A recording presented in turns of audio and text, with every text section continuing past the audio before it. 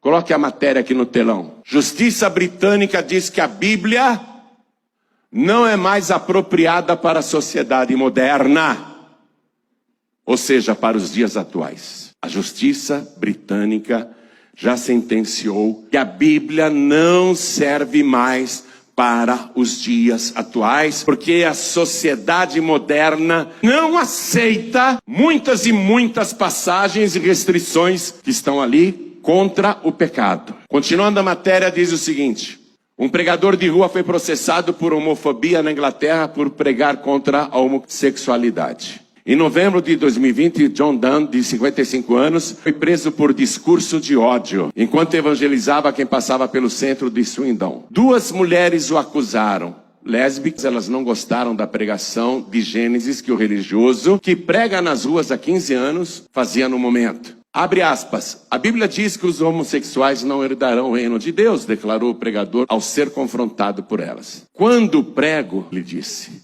só digo o que está na Bíblia. Quando elas me disseram que estavam em um casamento entre pessoas do mesmo sexo, eu fiquei preocupado com elas. Tive que comunicar as consequências de suas ações com base no que a Bíblia diz, revelou. O pregador, porém, foi levado para a delegacia e interrogado.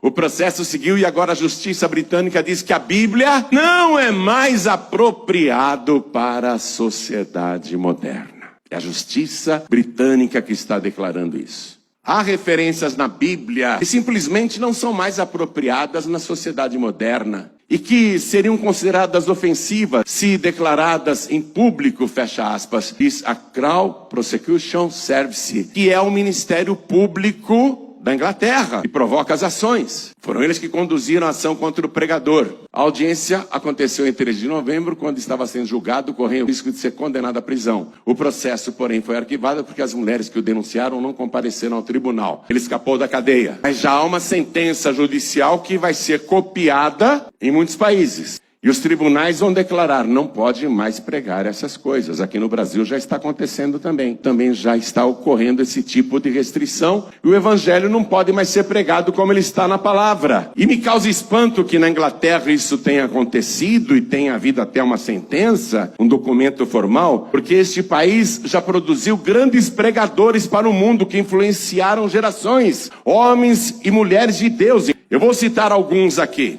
Ingleses, pregadores. John Knox foi um ministro, teólogo e escritor do Reino Unido que liderou a reforma protestante na Escócia. Ele foi o reformador da Igreja da Escócia e o fundador do presbiterianismo. William Carey foi um ministro evangelista batista missionário inglês, conhecido como o pai das missões modernas.